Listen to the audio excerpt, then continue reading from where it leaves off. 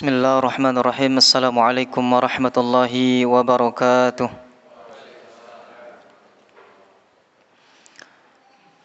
Innal hamdalillah nahmaduhu wa nasta'inuhu wa nastaghfiruh wa na'udzu billahi min shururi anfusina wa min sayyiati a'malina. Man yahdihillahu fala mudilla lahu wa man yudlil fala hadiya lahu.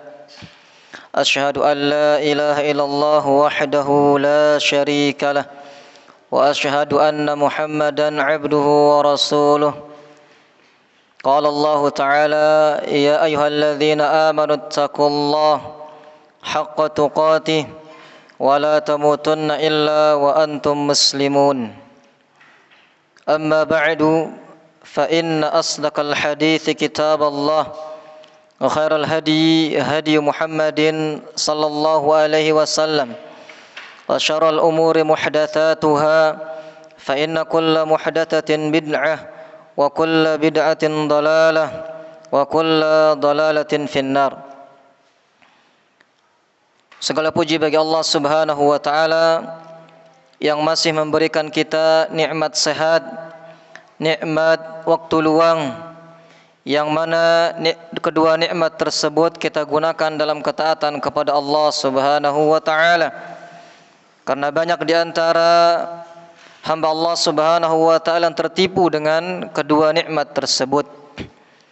Maka sepantasnya kita senantiasa bersyukur kepada Allah Subhanahu wa taala masih diberikan nikmat tersebut hingga saat ini. Allah Subhanahu wa taala masih memberikan karunia dan rahmatnya kepada kita semua, serta salawat dan salam kepada baginda Rasulullah sallallahu alaihi wasallam, kepada keluarganya, sahabatnya, beserta orang-orang yang mengikuti beliau hingga akhir zaman. Ma'asyiral muslimin rahimani wa rahimakumullah. InsyaAllah pada malam hari ini kita akan melanjutkan pembahasan kita, yaitu Ensiklopedia Adab Islam. Bahwa pada bulan yang lalu kita sudah membahas atau menyampaikan al-adab ma'allahi wa rasulih, yaitu adab kepada Allah dan Rasulnya, yaitu yang keempat, mahabbatullahi wa rasulihi, yaitu cinta, termasuk dari adab kepada Allah dan Rasulnya adalah cinta kepada Allah dan Rasulnya melebihi dari yang lainnya. Adapun pada malam hari ini insyaallah kita akan langsung pada pembahasan yang pertama, bab yang pertama dari kitab Ensiklopedia Adab Islam. Yang pertama, bab yang pertama sesuai dengan urutan abjad hijaiyah, yaitu babul ijarah. Babul ijarah atau adabul ijarah, adab mempekerjakan orang.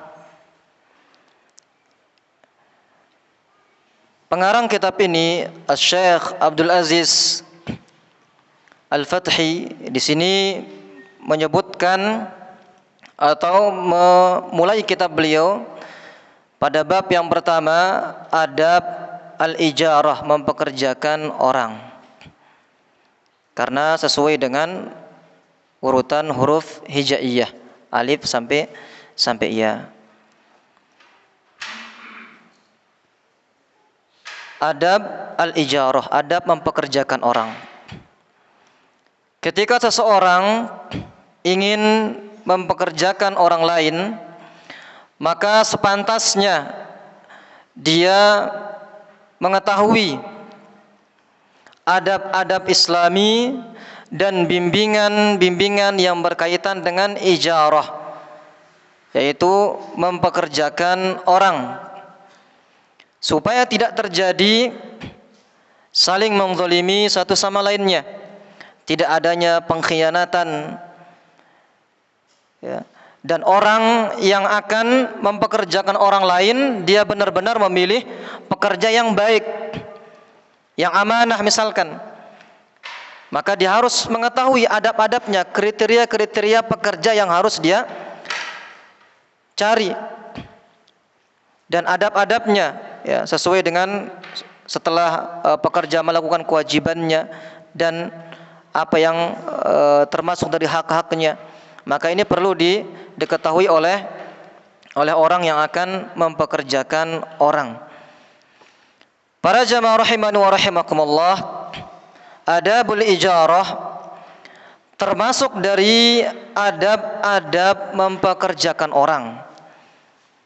Adab mempekerjakan orang yang pertama adalah istijarul muslimi duna ghairihi. Di sini sangat penting sekali. Istijarul muslimi duna ghairihi. Mempekerjakan sesama muslim. Hanya mempekerjakan sesama muslim. Jadi yang pertama yang harus diperhatikan ketika kita hendak mencari pekerja atau calon pekerja, hendaklah dia muslim. Dia muslim karena sangat penting sekali.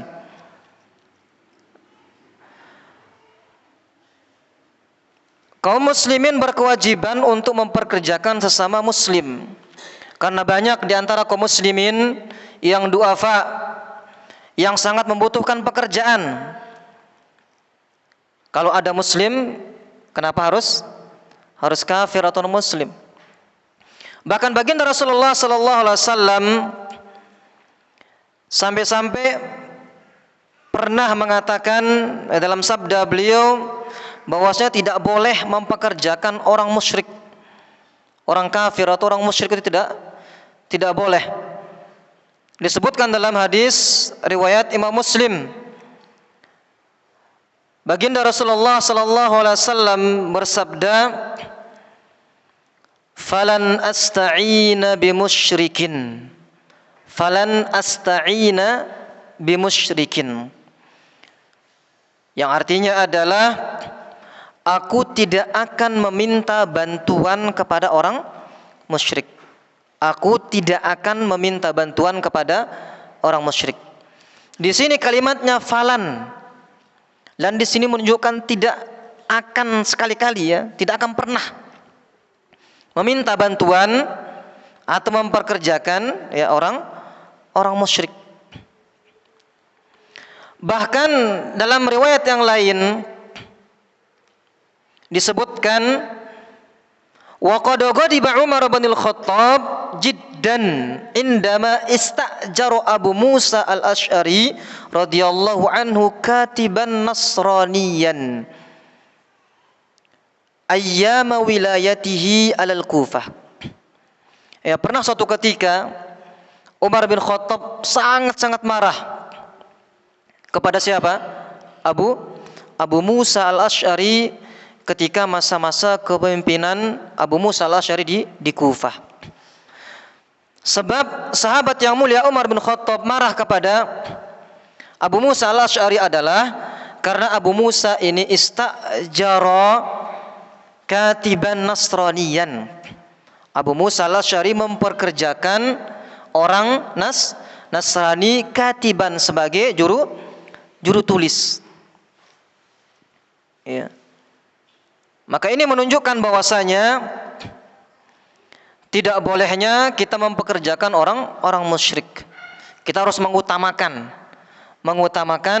orang muslim. Maka jadi pertanyaannya, kapan dibolehkan mempekerjakan orang musyrik atau orang kafir? Kapan diperbolehkan mempekerjakan orang musyrik? Ya, seperti ada pepatah itu, tak ada rotan akar pun jadi. Kalau masih ada orang muslim, ya ngapain harus yang kafir? Jadi kapan dibolehkan mempekerjakan orang musyrik? bolehnya mempekerjakan orang musyrik itu illa idza lam yajid musliman, jikalau seorang tidak mendapatkan apa? Seorang muslim yang akan dijadikan pekerjanya. Wattarra listijari musyrikin. Nah, di sini kondisinya ini apa? Wattarra. Terpaksa mengupah orang musyrik, terpaksa mempekerjakan orang musyrik karena tidak ada orang muslim yang akan dijadikan pekerjanya sebagai pekerjanya. Tetapi ada syaratnya. Ya. Walakin bisyartin alla yaj'ala lahu sultatan ala ujara'i muslimin. Akan tetapi di sini ada syaratnya. Seseorang yang menjadikan seorang musyrik sebagai pekerja itu dengan syarat tidak memberikan sultoh, kekuasaan atau jabatan kepada orang musyrik tersebut. Jabatannya ini, kekuasaannya ini mengatur aset-aset kaum muslimin. Seperti ya jabatannya misalkan dia sebagai bendahara, kan dia mengatur pengeluaran misalkan di Baitul Mal, pengeluaran kaum muslimin, yang mana nanti orang musyrik tersebut akan menguasai kaum muslimin sendiri. Ya, kaum muslimin meminta-minta kepada orang kafir tersebut. Maka dengan syarat hanya dijadikan pekerja saja, tanpa diberikan kedudukan sultah, manzilah, tanpa diberikan kedudukan atau jabatan penting yang mengatur aset-aset kaum muslimin. Maka sangat penting diperhatikan di perusahaan-perusahaan misalkan, cukuplah mereka sebagai karyawan biasa saja, tanpa dijadikan orang penting di perusahaan misalkan. Bahkan Allah Subhanahu wa taala mengatakan dalam firman-Nya dalam surat An-Nisa ayat 141. Surat An-Nisa ayat 141. Allah Subhanahu wa taala berfirman, "Walan yaj'alallahu lil kafirina 'alal muslimina sabila."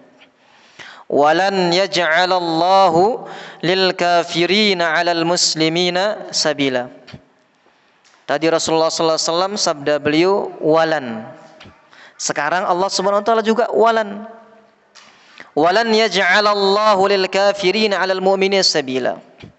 Jadi Allah Subhanahu wa taala tidak akan memberi jalan kepada orang kafir untuk mengalahkan orang-orang beriman. Ini sebabnya. Kalau sampai mereka diberikan jabatan kedudukan yang penting, mengurus urusan kaum muslimin, maka apa yang terjadi? Kaum muslimin akan diacak-acak, akan dikalahkan. Sudah banyak yang terjadi saat ini. Dan jikalau kaum muslimin sampai dikalahkan oleh orang-orang kafir, maka ini menunjukkan lemahnya imannya kepada Allah Subhanahu wa taala, jauhnya mereka dari ketaatan kepada Allah Subhanahu wa taala. Karena mengembalikan kejayaan umat Islam itu dengan apa? Dengan kembali kepada Al-Qur'an dan As-Sunnah sesuai pemahaman para sahabat. Allah Subhanahu wa taala mengatakan dalam firman-Nya ini, walan yaj'alullah. Jadi Allah Subhanahu wa taala tidak sekali-kali memberi jalan kepada orang kafir untuk mengalahkan orang-orang beriman. An-Nisa ayat 141. Kemudian adab yang kedua, adab mempekerjakan orang yang kedua adalah istijarul qawiyil amin, yaitu mempekerjakan seorang yang kuat dan terpercaya. Mempekerjakan seorang yang kuat dan terpercaya. Istijarul qawiyil amin. Wa ma'na dzalika an yasta'jiral insanu li hajatihi man tatawaffara fihi al-amanah. Jadi hendaknya seorang muslim mempekerjakan untuk hajatnya, untuk keperluannya, mempekerjakan orang lain yang ada pada dirinya. Yang pertama sifat apa tadi? Al-qawi, yaitu kuat dan dia layak. Ini yang pertama, syarat yang pertama yaitu dia kuat. Dia bisa menunaikan tugas-tugasnya. Kemudian selain dia kuat, syarat yang kedua yaitu dia terpercaya, al-amin. Amanah, terpercaya. Yaitu dia memiliki sifat amanah. Bagus agamanya. Karena jikalau dia memiliki sifat kuat saja tetapi tidak amanah, tidak terpercaya, maka akan adanya pengkhianatan nantinya itu. Sebaliknya, kalau dia hanya memiliki sifat amin atau amanah saja, sifat amanah, dia tapi lemah, tentu dia tidak akan bisa menunaikan atau menyelesaikan tugasnya. Maka harus ada dua ini, al-qawi, kemudian al-amin, yaitu kuat dan terpercaya. Ini sebagaimana firman Allah Subhanahu wa taala ketika mengisahkan kisah Nabi siapa? Nabi Musa alaihissalam. Dalam surat Al-Qasas ayat 26, Allah Subhanahu wa taala berfirman, "Inna khaira man ista'jartal qawiyul amin." Inna khaira man ista'jartal qawiyul amin. Sesungguhnya orang yang paling baik yang engkau ambil sebagai pekerja ialah orang yang al-qawiyul amin, yang kuat dan dapat dipercaya. Ya, sebab orang yang memiliki sifat-sifat ini, memiliki sifat al-qawi dan al-amin, kuat dan terpercaya, dia akan mampu melaksanakan tugasnya. Dan orang yang kuat dan amanah, yaitu al-amin, dia lebih bertakwa kepada Allah Subhanahu wa taala dalam menjalankan tugasnya. Di samping dia kuat, dia juga amin, yaitu terpercaya. Jadi kita tidak ada keraguan lagi kepadanya. Kita bahwasanya dia kuat dan bisa dipercaya. Oleh karena itu banyaknya terjadi pengkhianatan di dalam suatu perusahaan misalkan. Ketika seorang itu mempekerjakan orang lain, akan tapi dia belum atau tidak mengetahui adab-adab mempekerjakan orang, sembarang mencari calon pekerja. Misalkan dia hanya kuat, dia hanya memiliki kekuatan, fisiknya bagus, tetapi tidak al-amin, tidak terpercaya, tidak amanah. Ada di antaranya menggelapkan uang perusahaan, bahkan menipu teman kerjanya sendiri. Ya bahkan ini terjadi. Dulu ketika ada saudara saya juga yang bekerja di suatu perusahaan, ya terjadi seperti itu. Ya temannya itu dia rajin bekerja, ya ketua standnya. Tetapi dia ditipu oleh temannya, dijadikan kambing hitam. Karena temannya ini tidak amanah, tidak amin. Ini pernah terjadi. Ya. Akhirnya dia yang ganti rugi. Keluarga saya ini, ponakan saya ini, dia yang ganti rugi, kerugian yang disebabkan oleh temannya itu. Temannya ini kabur entah kemana. Ya. Maka pentingnya di sini kita sebelum menerima pekerja, hendaklah kita mencari yang kuat dan al-amin, terpercaya. Ya oleh karena itu sekarang harus ada surat keterangan sehat, ya, ada SKS. Itu pentingnya. Penting di situ juga. Dan pengalaman kerja, ya. Pengalaman kerja itu menunjukkan ya kuwinya, kuatnya dia. Bahkan disebutkan di sini Sahabat yang mulia Umar bin Al-Khattab radhiyallahu an pernah berdoa kepada Allah Subhanahu wa taala. Beliau mengatakan, Allahumma ilaika ashku du'fal amini wa khiyanatal qawi. Allahumma ilaika ashku du'fal amini.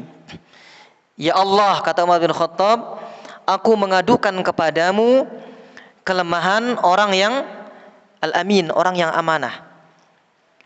Wa khiyanatal qawi, dan pengkhianatan orang yang kuat.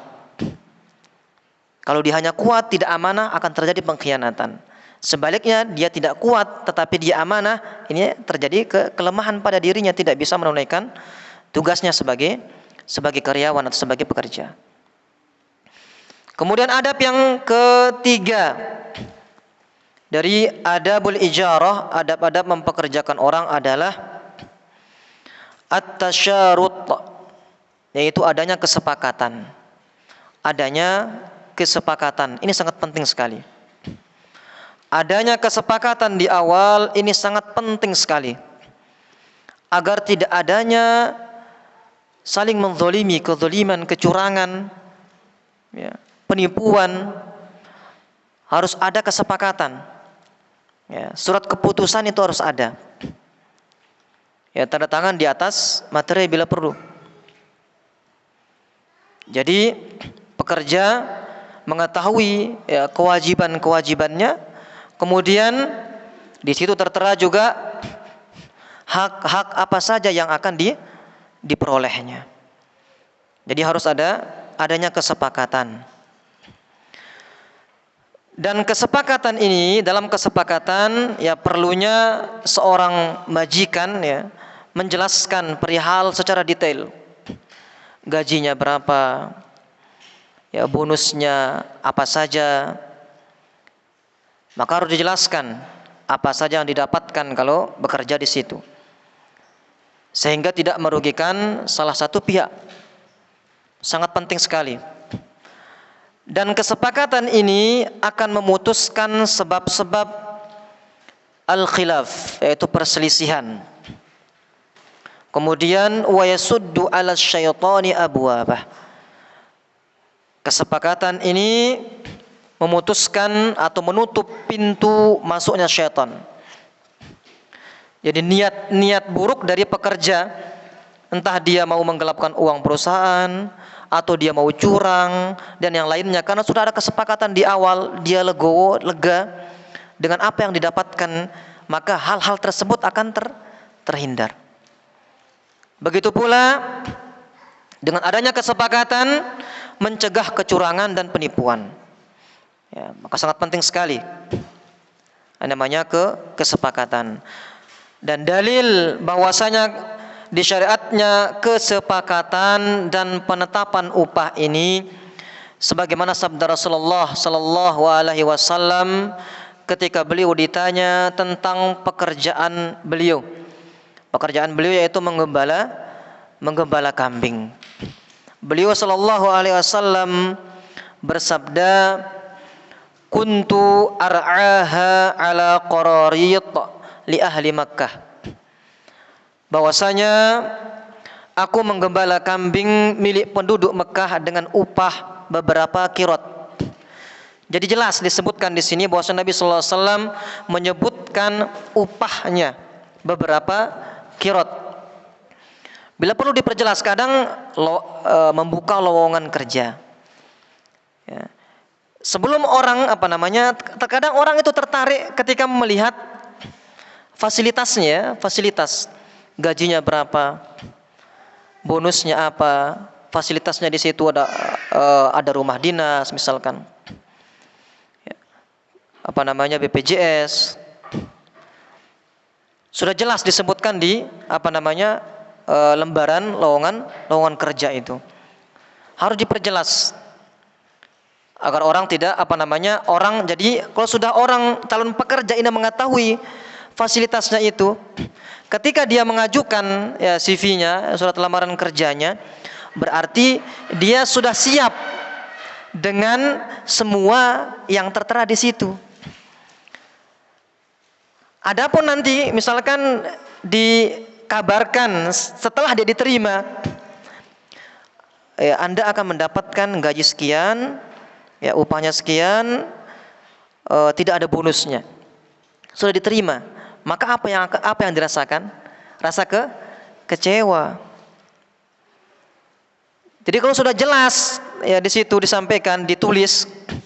Jadi orang yang mengajukan lamaran, yaitu sudah siap dengan apa yang disiapkan di situ, ya, dengan konsekuensi yang ada, siap. Ya, kalau bahasanya tidak ada dusta di antara kita, ya. Sudah jelas, jadi siap. Kemudian adab yang keempat. Adab yang keempat yang termasuk dari adab mempekerjakan orang adalah adamul ijarati fi syai'in muharramin. Tidak boleh mempekerjakan seseorang untuk perkara yang haram. Tidak boleh. Sudah jelas ini. Sudah jelas, tidak boleh mempekerjakan orang untuk perkara yang haram. Dan begitu pula seorang pekerja tidak boleh pula menerima pekerjaan yang di dalam terkandung hal-hal yang haram, karena hal-hal yang haram tersebut akan mengundang kemurkaan Allah Subhanahu wa taala. Dan kalau pekerjaannya haram, tentu upahnya juga apa? Haram, tidak baik. Dampaknya nanti apa? Ke keluarganya. Sangat penting sekali. Ya. Bahkan ketika ditanya ibunya Imam Syafi'i, mungkin sudah jenengan pernah dengar ya, Ibu Imam Syafi'i ketika ditanya, kenapa kok Imam Syafi'i hafalannya kuat, bagus, cepat menghafal, paham agama, ya. Dan beliau mengatakan bahwasanya aku tidak pernah memberikan Syafi'i dalam kebutuhannya itu 1 sen pun dari hal yang haram. Jadi sangat menjaga sekali. Dan perlu dipertanyakan, ya, ketika kita melihat putra-putri kita harus introspeksi diri sebagai wali santri, sebagai orang tua. Bisa jadi anak kita, putra kita lemah dalam menghafal, susah memahami pelajaran. Kita introspeksi diri kita, muhasabah diri kita. Mungkin apa yang saya berikan itu belum baik, ya. Atau niat saya yang kurang baik.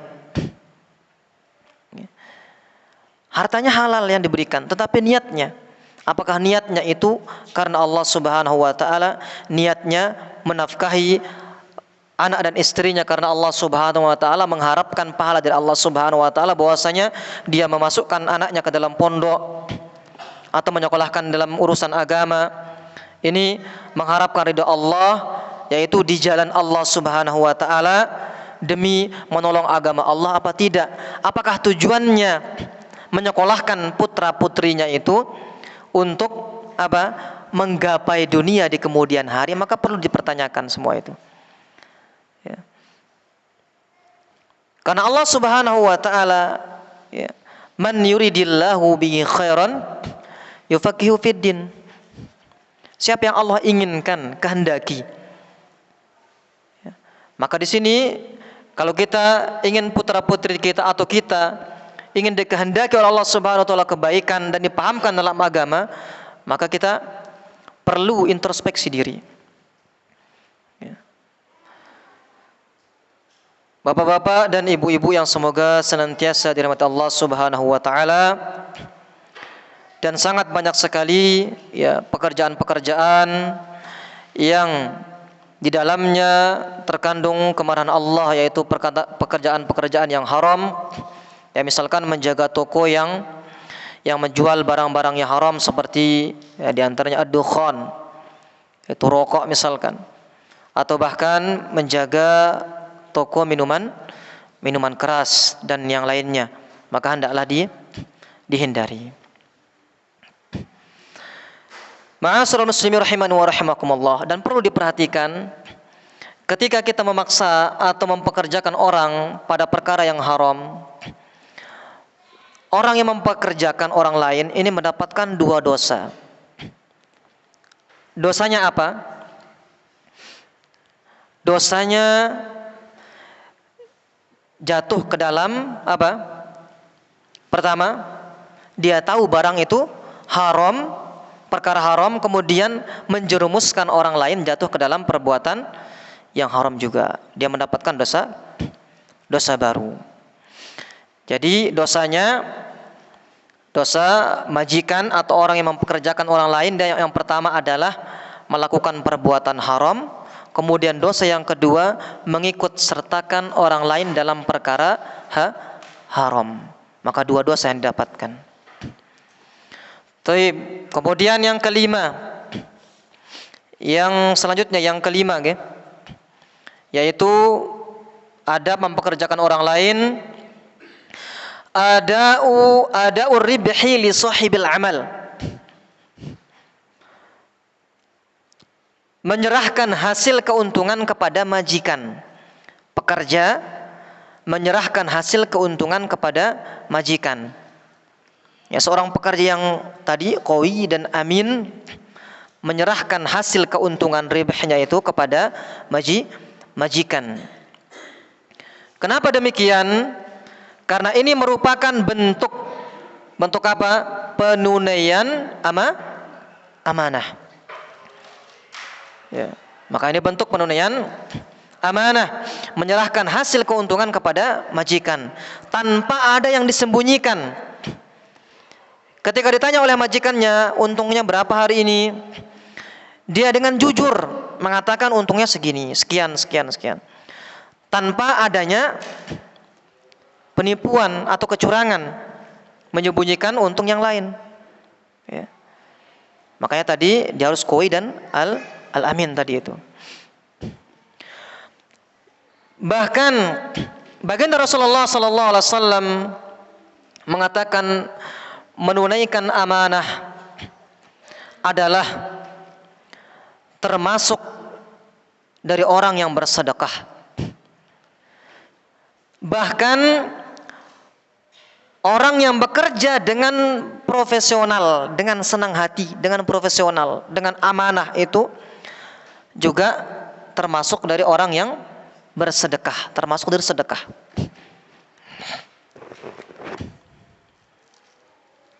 Kita bekerja dengan sepenuh hati, bekerja dengan amanah, bekerja dengan profesional, tanpa mencampur adukkan masalah pribadi, ini termasuk dari sedekah. Baginda Rasulullah sallallahu alaihi wasallam mengatakan, al-khazinul amin, seorang bendahara yang amanah, alladzi yuaddi ma umira bihi tayyibatan nafsuhu, alladzi yuaddi ma umira bihi tayyibatan nafsuhu, yang mana orang tersebut menunaikan apa yang telah diperintahkan kepadanya. Orang tersebut, seorang pekerja tersebut menunaikan perintah apa yang diamanahkan kepadanya dengan thayyibatan nafsuhu, dengan senang hati, dengan profesional. Jadi seorang pekerja atau kita sebagai pekerja, ketika mengerjakan suatu pekerjaan dengan penuh, dengan sepenuh hati, dengan rasa ikhlas, dengan profesional disiplin, pasti pekerjaan tersebut akan terasa ringan. Beliau mengatakan ahadul mutasaddiqin, orang tersebut termasuk orang yang bersedekah. Di sini bersedekah kepada siapa?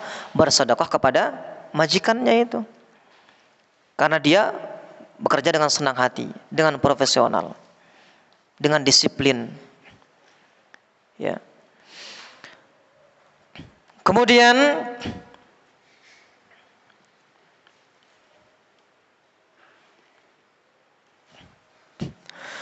wala yajuzu lahu an yakhtalisa syai'an li nafsihi. Seorang pekerja tidak boleh mengambil sesuatu pun untuk dirinya Lianna dzalika minal khiyanah, karena itu merupakan pengkhianatan.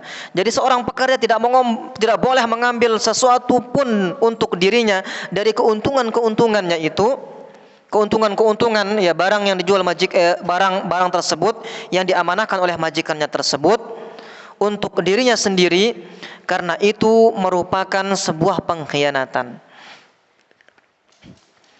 Begitu pula wa kadzalika yanbaghi lahu an yatawarra'a an qabulil hadaya allati tahdi ilaihi bisababi wujudihi fi hadzal makan. Begitu pula harus diperhatikan. Seorang karyawan harus memperhatikan ini. Yaitu seorang karyawan atau seorang pekerja hendaknya ia bersikap wara', berhati-hati dalam menerima hadaya, menerima hadiah yang diserahkan kepadanya disebabkan posisinya pada jabatan itu. Maksudnya orang yang bekerja pada suatu perusahaan misalkan, atau seorang guru yang bekerja di sekolah, upahnya, gajinya sudah ditentukan, dapatnya sebulan ini, bonusnya ini. Tidak boleh dia menerima hadiah dari wali santri. Atau seorang karyawan dalam suatu perusahaan tidak boleh menerima hadiah dari orang luar perusahaan. Kalau dia menerima, misalkan ingin menerima hadiah tersebut, maka hendaklah dia meminta izin atau mengabarkan kepada atasannya terlebih dahulu. Apakah atasannya meridhoi atau tidak, mengizinkan atau tidak. Jika tidak meridhoinya, mengizinkannya, maka tidak boleh diterima. Ya. Ini dibahas oleh para ulama, ya sangat panjang sekali. Bahkan ya pernah ditanyakan, apakah boleh seorang guru menerima hadiah dari wali santri? Ya, bahkan setelah seorang masyayikh menyebutkan tidak boleh. Ya. Kecuali ada izin dari atasannya itu. Karena dikhawatirkan apa? Ini adalah suap. Ya, itu sangat dikhawatirkan, harus berhati-hati. Dampaknya apa nanti? Guru ini akan sungkan ke wali santri. Kemudian sungkannya itu dia nanti tidak akan bersikap adil kepada para santri, pada murid. Itu dikhawatirkan di situ. Ya. Baik, kemudian yang ke berapa Pak? Ada mempekerjakan orang yang ke berapa sekarang? Yang keenam, yaitu hendaklah seorang atasan ini rahmatul ajir. Seorang atasan hendaklah rahmatul ajiri, yaitu berbelas kasih kepada pegawai. Maka bos atau majikan hendaklah yang dia berbelas kasih kepada pegawai. Seorang atasan atau majikan tidak boleh membebani pegawainya dengan pekerjaan di luar kemampuannya, atau memikulkan kepadanya pekerjaan yang tidak sanggup ia kerjakan.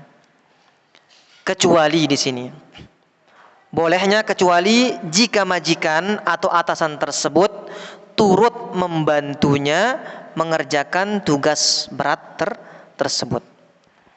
Jika kita memerintahkan bawahan kita mengerjakan hal yang memang dia tidak mampu mengerjakannya, jika kita menginginkan dia mengerjakannya, maka hendaklah kita sebagai atasan membantunya, meringankan bebannya, meringankan pekerjaannya itu agar cepat selesai. Baginda Rasulullah SAW bersabda dalam Sahih Bukhari dan Muslim dari sahabat Abu Dzar Al-Ghifari radhiyallahu an, wala tukallifuhum ma yaglibuhum. Janganlah kalian membebani mereka itu para pekerja, ma yaglibuhum, dengan sesuatu yang mereka tidak mampu. Tidak boleh. Ya.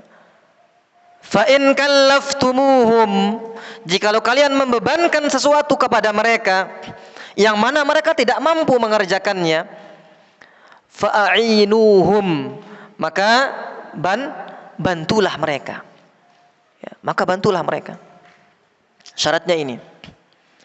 Jadi bos atau atasan atau majikan harus mengetahui karyawannya ini mampu atau tidak mengerjakan tugas tersebut. Kalau tidak mampu, maka diserahkan ke yang mampu, yang lain.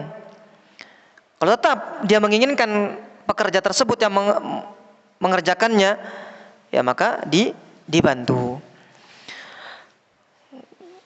Kemudian adab selanjutnya yang ketujuh,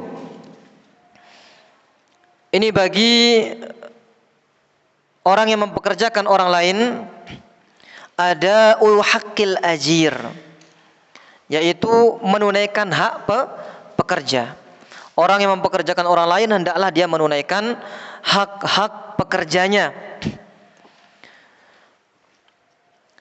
Terkait menunaikan hak-hak pekerja ini, hak-haknya harus ditunaikan adalah sesuai dengan yang disepakati dalam surat kesepakatannya itu. Dia harus mendapatkan apa yang menjadi haknya karena dia telah menyelesaikan pekerjaannya. Karena seorang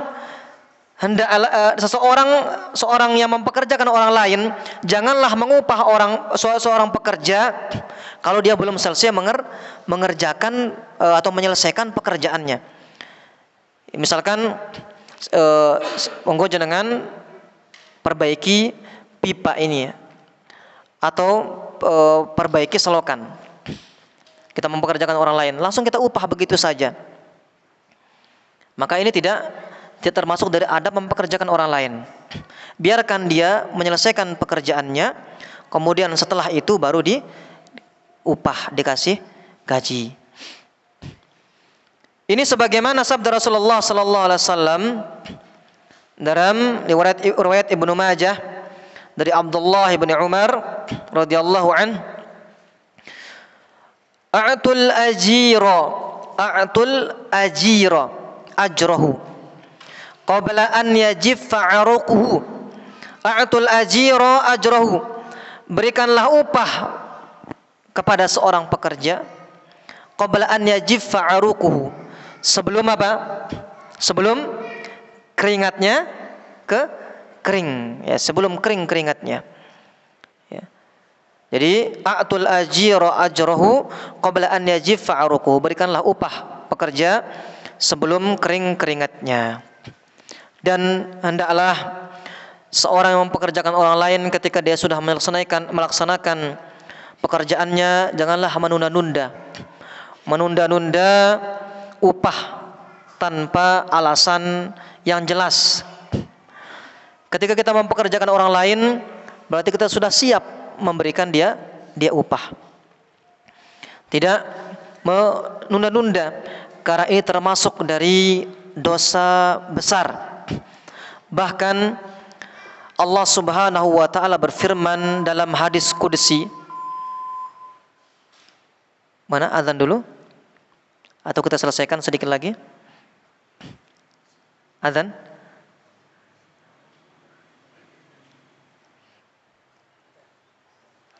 Fadhal.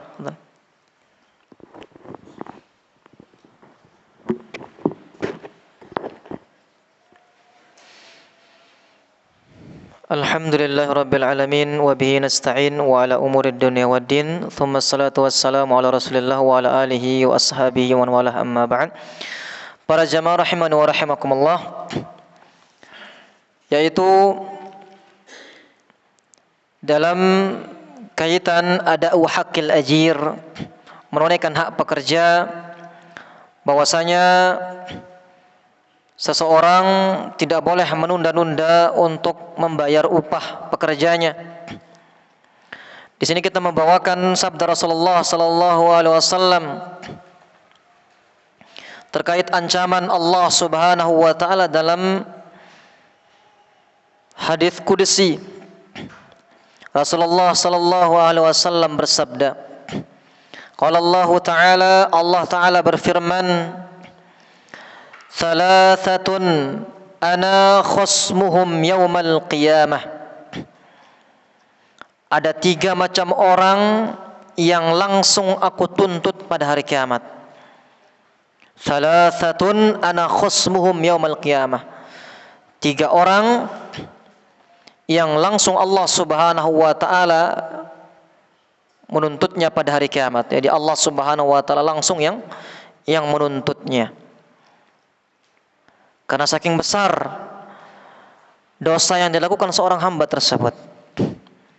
Yang pertama adalah rajulun a'ta bi tsumma godara. Orang yang membuat perjanjian atas namaku lalu ia langgar. Orang yang membuat perjanjian atas namaku lalu ia langgar. Maksudnya adalah ketika kita sudah tanda tangan kontrak misalkan sama orang lain dan kita siap menjadi pekerjanya. Kemudian di sana tertera ya menyebut nama Allah Subhanahu wa taala. Kemudian dia bersumpah, berjanji tidak akan mengkhianati dan yang lainnya. Akan tetapi ia langgar. Ia mengkhianati tempatnya bekerja, memutus kontrak sebelum selesai atau berakhir kontraknya. Maka ini orang tersebut Allah Subhanahu wa taala langsung yang akan menuntutnya pada hari kiamat. Ya. Lain lagi kalau ya, tempat kita bekerja tersebut yang memutuskan kontrak dengan kita, maka ini tidak mengapa. Tetapi kita sendiri sebagai pekerja memutus kontrak. Misalkan di sana tertera kontraknya satu tahun, tapi dia putus kontrak dengan alasan yang banyak, ya setengah tahun langsung keluar. Maka di sini Allah Subhanahu wa taala mengancam orang tersebut, ya, bahwasanya Allah Subhanahu wa taala langsung yang akan menuntutnya pada hari kiamat. Meminta pertanggungjawaban terhadap janji-janjinya, ya, yang tidak dikhianati dalam perjanjian tersebut.